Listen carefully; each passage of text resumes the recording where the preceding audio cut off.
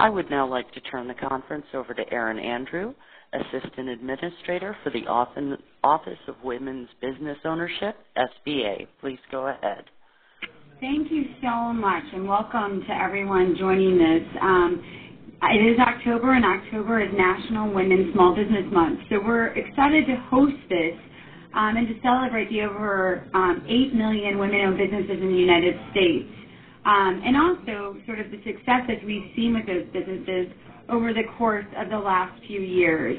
We know that women-owned businesses are growing at a rapid speed, and we know that there's so many opportunities for these women-owned businesses to start and grow their businesses in the coming decades. So SBA is here to help, and I'm going to talk a little bit today about some of the initiatives that we are launching to support entrepreneurs across the board, but also to really empower women-owned businesses as they start and grow businesses across this country.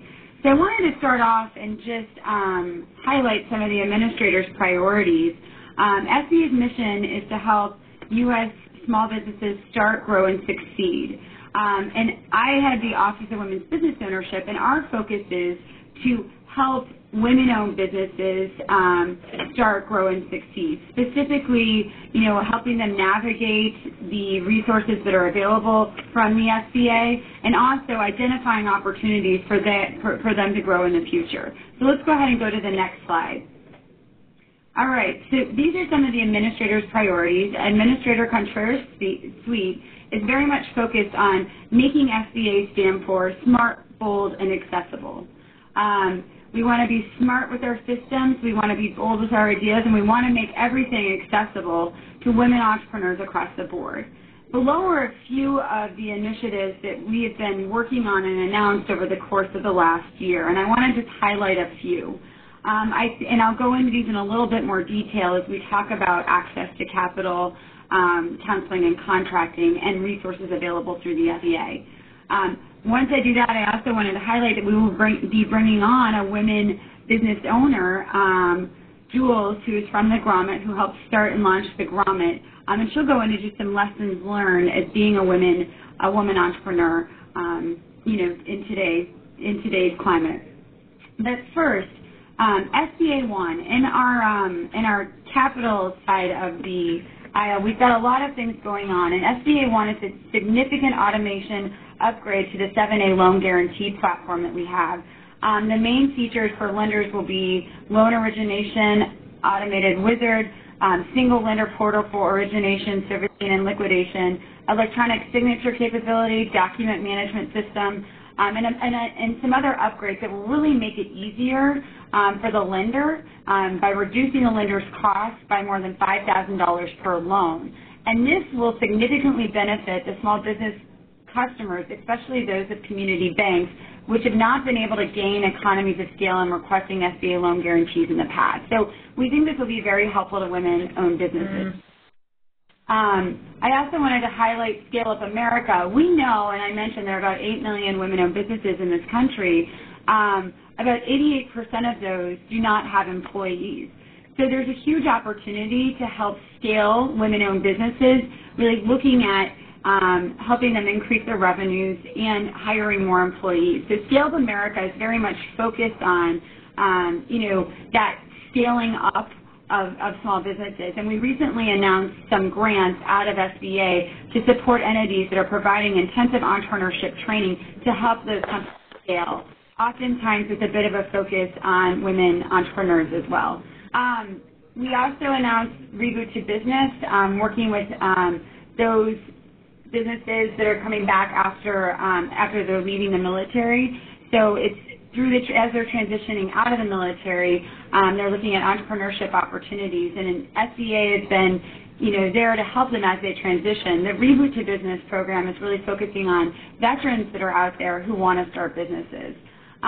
There are some other, initiatives listed here that we think are really important to women business owners across the board. And if you go to SBA.gov, you can find out more about some of these opportunities.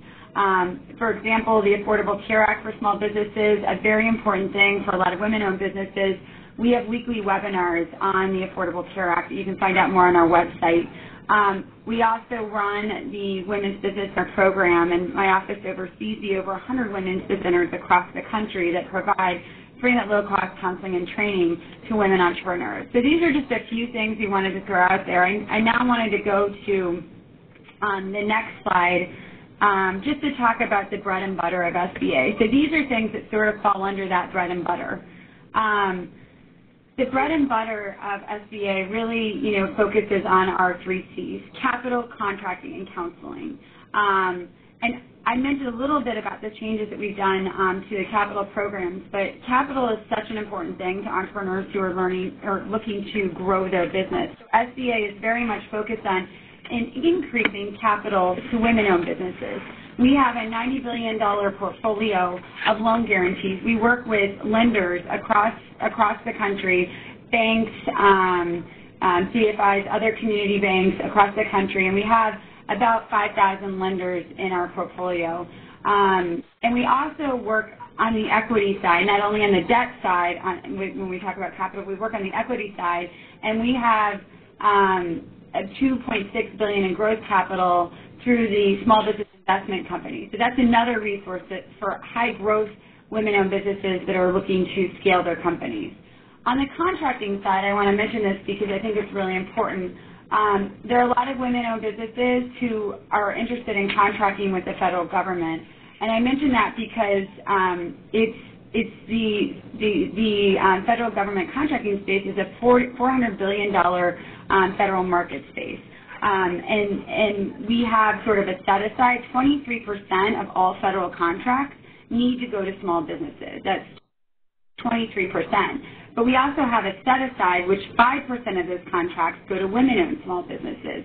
So we've made some, we implemented the Women-Owned Small Business Contracting Program back in 2011 to help get to that 5% goal. And that Women-Owned Small Business Program, you can find out more at www.sba.gov/WOSB.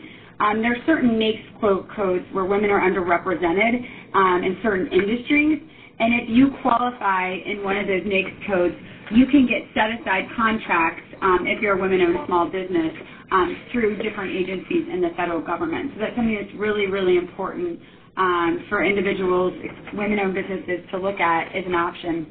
And then counseling, we provide free and at low-cost counseling and training to over 1 million entrepreneurs a year through our, we call it our resource partners. And our resource partners are made up of 3 networks, one being the Women's Business Center program. We have over 100 women's business centers across the country that are located at nonprofits. We have 1,000 small business development centers that are located at colleges and community colleges, and over 12,000 SCORE volunteers. You can find out more about the resource partners on our website, but also go to SBA field, district, and regional offices. If you go to SBA.gov, you can find the district office in your area and then talk to them about sort of your needs and resource partners that might be available to help you write your business plan, create a social media strategy for your business, or figure out how to better manage the financials of your business. So that's just one of, those are just a couple of resources we have available through our counseling fee under our kind of our bread and butter at SBA. Let's go to the next slide. As you can see, this is sort of a network. We're in every state across the country, and oftentimes our resource partners can do counseling and training over the phone and online as well. So it's important, especially if you're in rural areas, to understand what resources exist. In addition to the counseling resources we have through the Small Business Development Centers, the Women's Business Centers, and our SCORE chapters, we also have online training available at SBA.gov. So if you go to SBA.gov/training, we have over 30 online courses that help you walk through writing your business plan. Like I mentioned, there's one on social media. There are a bunch out there. There are some on the federal contracting space. So you can use the resources we have at SBA.gov to do some initial research. We also have a great tool online called Size Up. So if you go to SBA.gov/size Size Up, SIZEUP, and this will be on the last slide.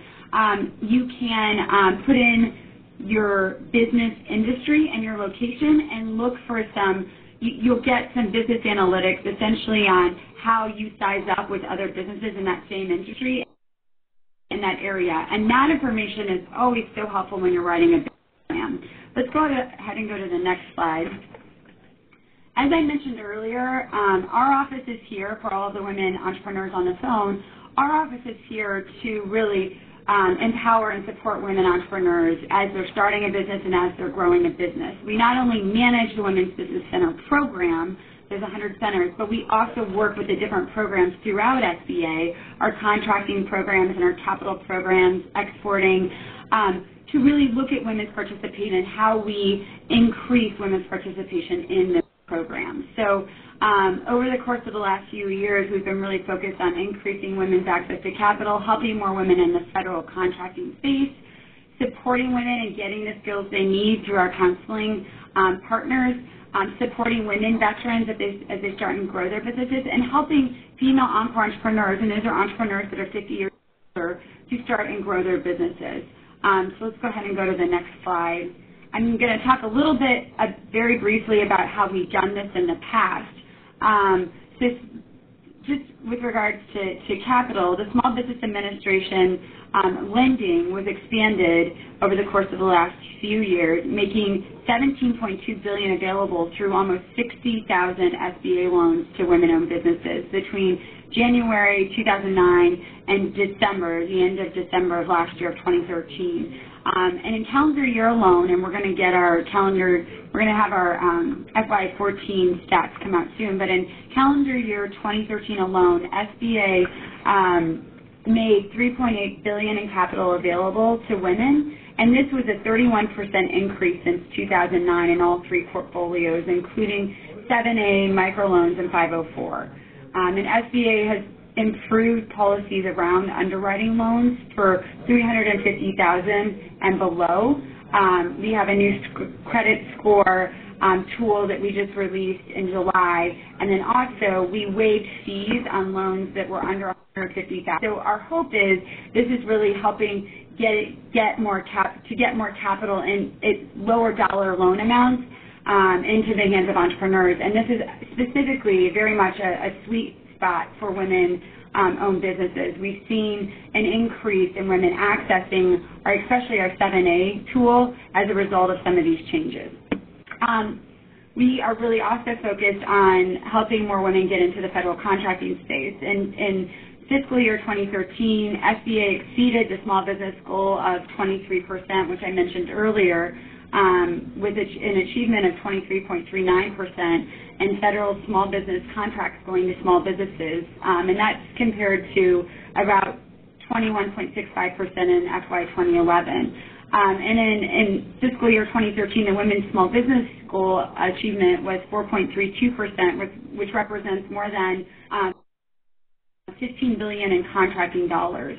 So to also help women's participation in the federal contracting space, as I mentioned, we implemented the Women-Owned Small Business Federal Contract Program in 2011, and that allows contracting officers to set aside contracts limited to competition among women-owned small businesses that are in specific industries or NAICS codes.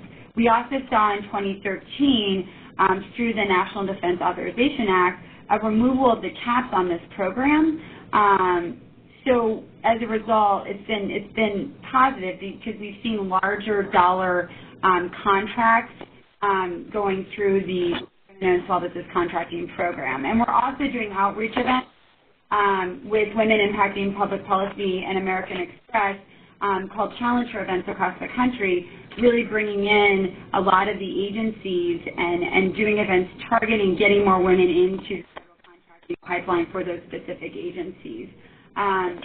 Really quickly to move to the counseling, the next slide, I wanted to quickly talk about sort of achievements with the counseling women to help start and grow their businesses. SBA's Women's Business Centers, which I mentioned earlier, represent a national network of over 100 educational centers, and we've counseled and trained more than 270,000 women in fiscal year 2012 and 2013. And a lot of these women are in underserved and economically disadvantaged areas. So we've seen sort of an increase in that arena, and across all three of our resource partners, SCORE, Small Business Development Centers, and Women's Business Centers, we've counseled and trained over 850,000 women in fiscal year 12 and 13, and we'll be having our 14 numbers come out soon. I mentioned briefly veterans being such an important part of sort of the services we provide and of our target market. And veterans, as they're coming back and as they're transitioning back into civilian life, a lot of times entrepreneurship is a great option for them. And a lot of times for women veterans, it's a great opportunity to really use the skills that they gained in the service to apply to starting their own business. So we have made several investments in women veterans, and the Boost to Business one, and then we've also completed 6 VWISE programs in cities across the country. And VWISE stands for Veteran Women Igniting the Spirit of Entrepreneurship. And it's almost like a few days conference that's specifically for women veterans and spouses of veterans to go through the opportunities in terms of starting and growing their business. And there are classes and trainings available during that time. So that's something we're doing for women veterans. And then finally, I just wanted to quickly mention something we're working on to help female entrepreneurs. We have a partnership with AARP. If you go to the next slide, we have a partnership with AARP, and we work very closely with them and our district offices to provide counseling and training and mentorship opportunities to entrepreneurs. Those are entrepreneurs that are 50 years and older, maybe leaving their job or looking to retire but want to start their own business. So that's something we've been working on very recently. If you want to go ahead and go to the next slide, I wanted to quickly mention the National Women's Business Council. If you are a women entrepreneur or if you're an organization on the phone looking for data on women entrepreneurs, the National Women's Business Council is a great resource, and we work very closely with them to identify gaps that might exist right now in the ecosystem for women entrepreneurs and to also identify opportunities. They have numerous reports that come out every year on women entrepreneurs, and we work very closely with them and with women's organizations, a lot of the national women's organizations, to identify ways to get information out about SBA's resources.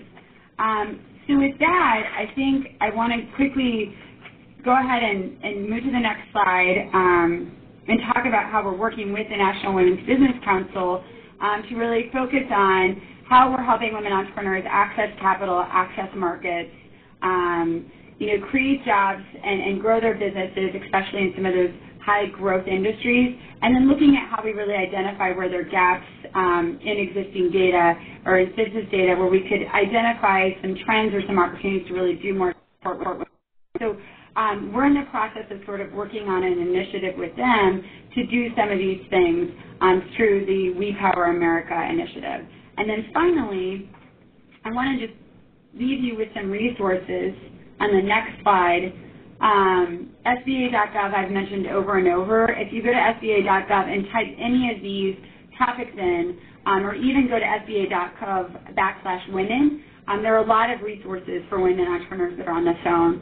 I've also given you the National Women's Business Council.gov website in case you are looking for some data-specific information.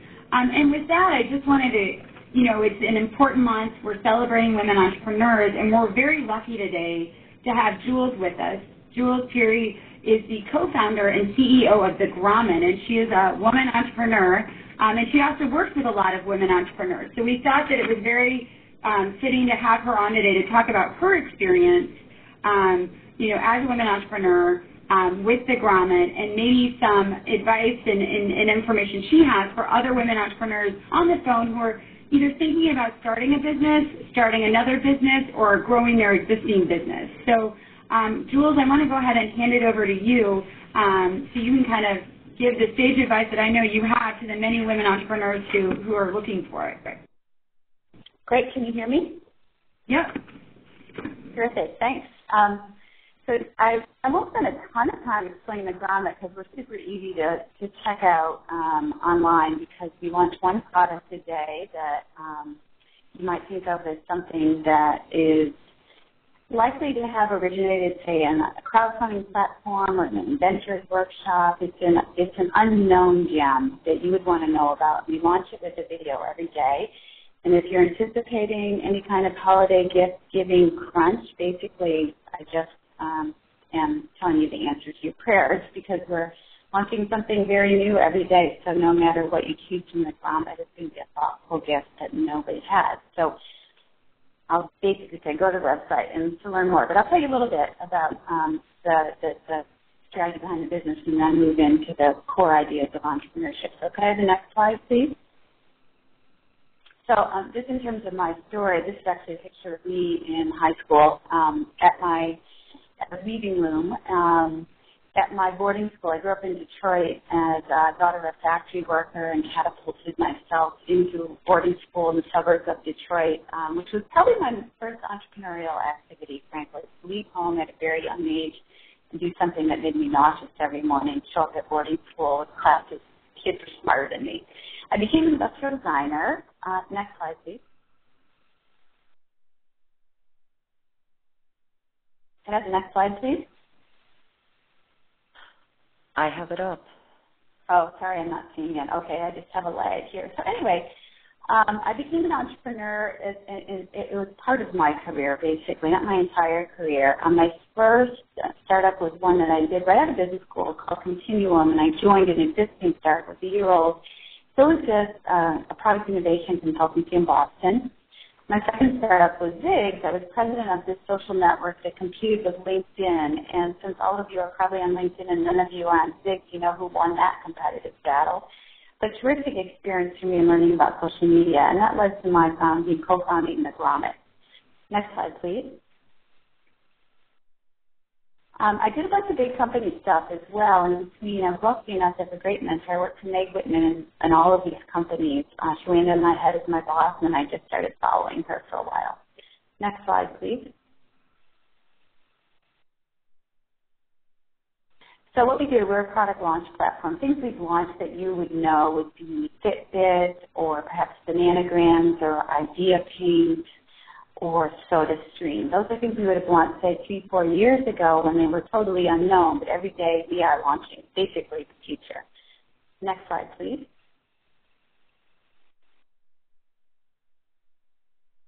And the core of what we do, we describe as a term that I actually trademarked. We call it citizen commerce because the really weird thing about products and product launch is that the best products do not typically win in the marketplace we have today. The more innovative and unexpected a product is, the less likely it is to succeed. Yet, when you have something like social media and video and tools that enable a company like ours to create a platform to connect people, you can actually reverse that trend, reverse that negative cycle of some of the best products never seeing the light of day, never really fully scaling. Because you can take people right to the source and the actual human beings and their story behind the product, and you give actual people the tools and the power to really make a difference in whether these companies do succeed. And so specifically with us, every day when we launch a product at noon, 1 in 200 Americans sees it, and it's actually more like 1 in 50 of the more relevant market. So within 1 hour of launching a product at noon Eastern Standard Time, we actually know what America thinks, the kind of front edge of mainstream America, what they think, whether they bought the product, shared it, what they said to the maker. And that's incredibly powerful, and that's what I mean by citizen commerce, putting the power to decide in the hands of people. Next slide, please. So I already talked about this, so next slide, please. And keep going, sorry. Next slide. So the core of what we do, though, is a media platform. You could kind of think of our company as like a daily news organization with all the pressure and operational demand of that, as well as an e-commerce company because the products actually get bought and sold and delivered. And then we've built a massive community. So I feel like sometimes I'm running a combination of like the nightly news and a mini version of Facebook and a mini version of Amazon. It's a lot to manage. Next slide, please. So next slide. I talked about this already. So video, though, one of the fun things about interacting with us is we create an original video every single day.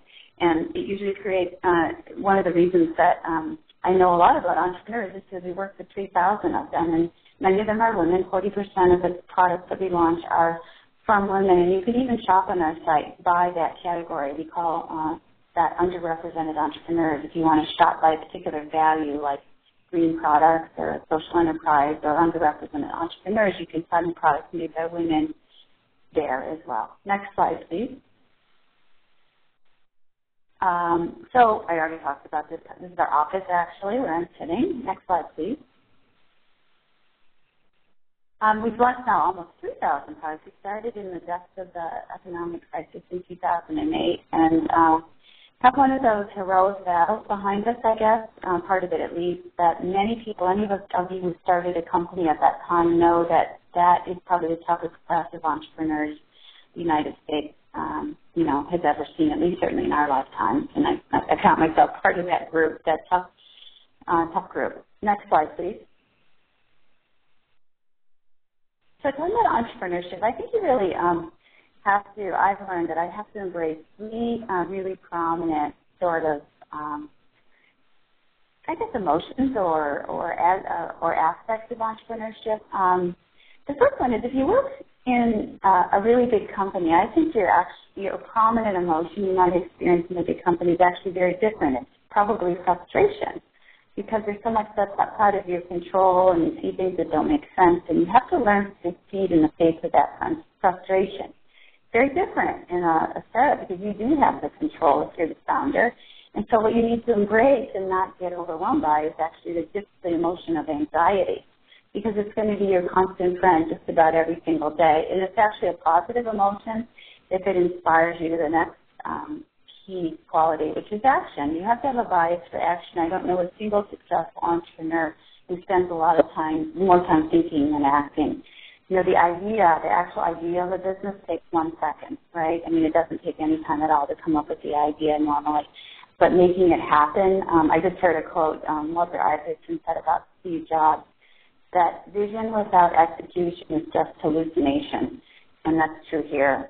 And then the final one that actually probably was in some ways the hardest for me to, especially my last startup, when I kind of got back in the startup game, was the ambiguity of it all, because it's a blob when you start a company. Nobody's calling. There's no routine. You're not repeating anything you did last year. You have no measures of success.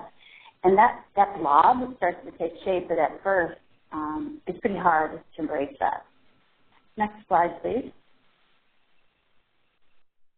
So one of the ways you get there, I think, or I have, is by practicing. At first, I know that I don't really want to say fake it till you make it, because you're not faking it. You're really doing the business, and you're not a fraud, and you're not pretending. But internally, you can feel like you're faking it till you make it. That's really what I mean. Where, the very first time I had to make a tough team decision and let somebody go, I probably lost, tons of sleep and, over-considered a very obvious decision. And that's the hardest thing, frankly. People think they're the hardest thing. And then, the second or third time when you're really trying to accomplish someone into success or out of the company or whatever they need, you realize, I'm not faking this anymore. I'm doing this to protect my company and the larger team. And that's true of any aspect, whether it's fundraising or other aspects. That must be really, really hard. Next slide. Funding is a place where I got more practice than I would have liked. Fundraising, I got way more practice. Now, remember, this is this is really sort of high-growth company that I've been working on, one that's in a perhaps very narrow category that requires serious capital, venture capital, nature capital, where this was not something that could be bootstrapped. And unfortunately, for the first 4 years, we were closer to bootstrapping than actually funding it properly. And so why am I showing you a picture of shoes? That's because these are my real shoes that fell apart one day. I'm in Boston, and I was walking in the streets of Cambridge from one venture capital office to another, and literally my shoes did this. They just started disintegrating on my feet because I had walked them that much in the corporate funding my business. Long story short, I did not succeed in raising venture capital at that time, but I did succeed in raising $4.4 million in angel investment and then ultimately a much larger investment from a company in Tokyo, Rakuten. I literally traveled to Tokyo to ensure my company would prosper. It's an extreme story, extends over an extreme amount of time, and so partly why I'm talking to you is to help, prevent anyone else from going through what I went through. But mainly it's different economic times, so I'm much more optimistic about raising money today, even for myself if I were doing this over, but certainly for all of you. Next slide, please. So a few things about pitching. These rules are more about sort of public venue pitching. I love the resources that are available through the SBA. They're rich and varied. And this is a bit more narrow when you're thinking about pitching to more classic kind of venture capital and angel investors and some of the resources out there. So it's not so much about the pitch itself, which I could talk about in the questions, but about thinking about where to spend your energy, because your time is truly your most precious resource when it comes to this kind of activity. So next slide, please. First of all, there are events where you can pitch. There are, lots of angel forums. There are lots of startup competitions. There are accelerators. But when I see an event, I really do now, I've become quite savvy about figuring out whether this event is going to really give me access to the people I want to get to, and if it's big enough to matter, will it expand my network?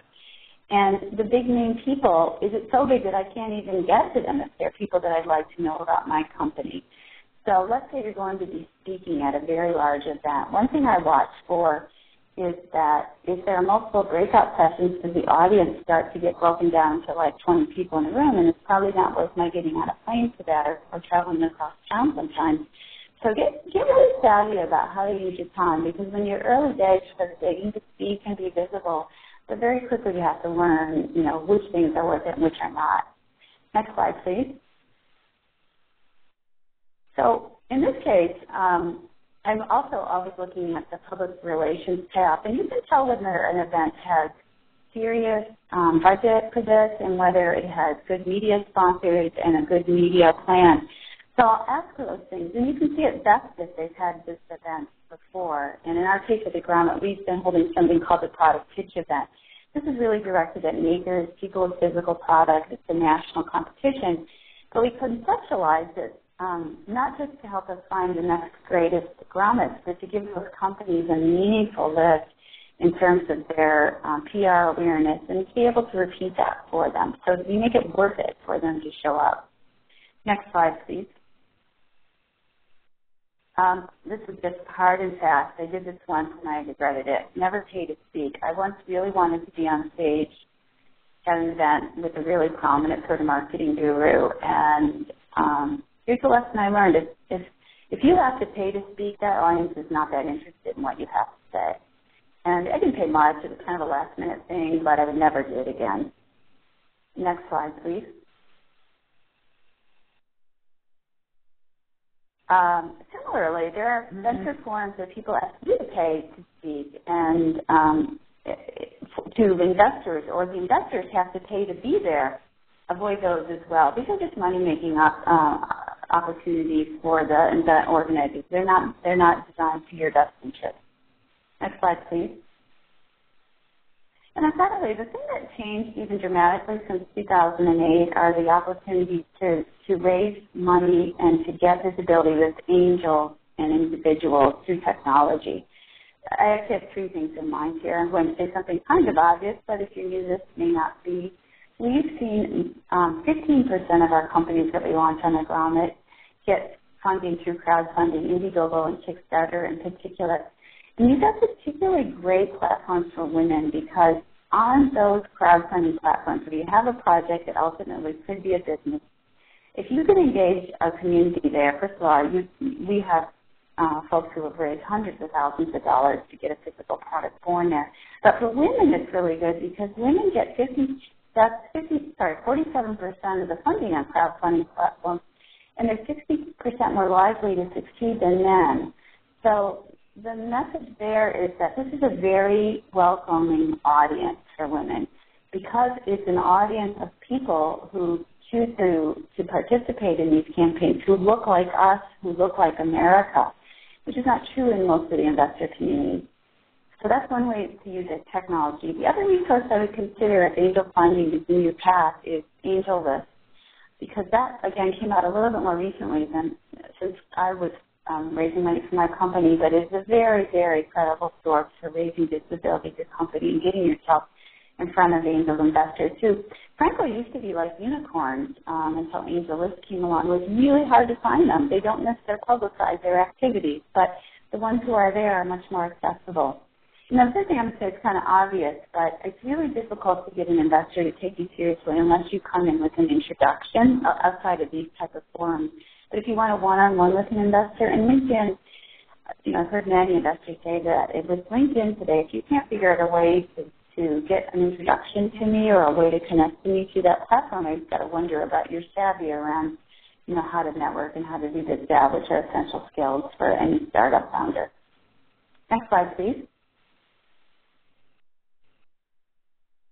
I'm going to mention, I'll tell you about a study that just came out. It's on the panel of people that released it a couple of weeks ago called the Diana Project Study. And it's about the massive gender gap in venture capital, women's access to venture capital. And it was first done, the study, in 1999, and this is the first update on that study. And what it did is take a look at, from 2011 to 2013, what was happening on the side of the venture capital firms in terms of women's participation. What did the funded teams look like, and how much venture capital did they obtain, and then what were the actual outcomes from those investments? And I have to tell you that I wasn't really happy with what happened, what the findings were. There was one positive finding, which is that back in 1999, only 5% of the teams that are funded by venture capitalists have women on the team, and now it's up to 15%. So that is one positive direction. But the other numbers didn't go anywhere good.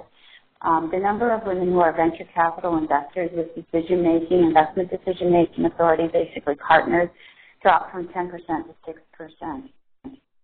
And even worse, only 2% of venture capital-funded companies had a woman CEO. And so, to me, those numbers are hair on fire, scream your head up problem numbers, because venture capital, it isn't for every company. It's only headed to 1% of companies, but these tend to be the very high visibility, high growth companies that get media attention and define entrepreneurship for the current and next generations. And if you can't see it, you can't be it. And if you can't get the access to the capital, it's hard for you to be able to be seen and to be it. And the parallel I would make for why I find this 2.7% number just outrageous is that if you think of entrepreneurship as access to opportunity and creation of opportunity for other people and defining the world, because business really does that more than any other entity, then you have to care about who gets to be an entrepreneur. And it's almost to me like who has access to university education. If we all heard that women were only being admitted 2.7% of the seats at universities, we would go crazy, or if it were only that for men. And I see this as equally important, and so I am screwing my head up with this. A lot of people are. If you're reading any press at all, there are plenty of people about it, screwing their head about it. I'm working on, next slide, please. I'm working on kind of a specific focus or project in this area, which I call Title IX for Business. The sports image on the slide is deliberate because Title IX was a resounding success for creating access to sports, which are another place of opening up opportunity. And I really want to shine a very, very strong spotlight on these numbers that I just mentioned down to the individual venture capital firm, because I do believe that when there's something festering in the dark that's basically something that's negative, and you can shine a spotlight on it, you might actually start to heal it if you create transparency. So I'm working on a project, hopefully in collaboration with the Babson study. People have massive, wonderful data around what each individual firm is doing, as well as the Kauffman Foundation and other interested parties. And there are plenty of interested parties here.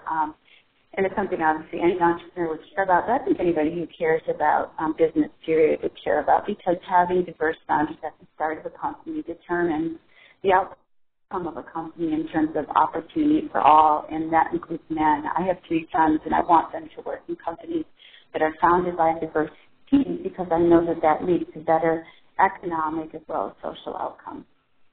So last slide, please, is in the capital raising game or the entrepreneurship game. This is so basic, but honestly, this is the main thing I've built in my entire career prior to being an entrepreneur, and certainly while I am an entrepreneur. The only 2 things I can really count on in this venture or anything I do before or after are the network that I've built of people that hopefully reflect well on me and the reputation that I have built with them. And so everything I do sort of centers back on that, how I spend my time, how I help people, how I ask for help. And when you're an entrepreneur, you're asking for more help than you ever imagined you would be doing. And I've always been really glad that I invested in this from the very beginning of my career. Anyway, I'm going to stop now. I went a little long for the questions, but I think we have a few minutes, don't we? Great. Thank you, Jules. This is really helpful, and I think for National Women's Small Business Month, this is some great information for women business owners out there. I just want to remind everyone to continue to visit SBA.gov and then also look at, and talk to women entrepreneurs like Jules who have started their own businesses, because I think sometimes the best advice and the best understanding challenges out there, or you really come for the folks who've been in the trenches. So thank you for all of you've done and for taking the time to do this webinar today, and for providing sort of guidance to the women out there who are looking to start and grow their business. I think with that, we'll conclude, and then Emily, can you take us offline?